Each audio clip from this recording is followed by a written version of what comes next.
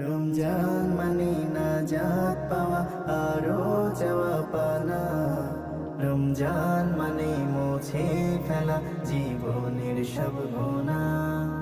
রমজান মানে নাজাত পাওয়া আরো যাওয়া পানা। রমজান মানে মুছে ফেলা জীবনের সব গুনাহ। রমজান মানে মুমিনের ঘর, রহম বহমান। জিকির রবে শুদ্ধ দিলে দূরে রবে শয়তান। রমজান মানে মুমিনের ঘর, রহম বহমান। জিকির রবে শুদ্ধ দিলে দূরে রবে শয়তান। রমজান মানে কুরআন পড়ে প্রভুর কথা জানা। রমজান মানে মুছে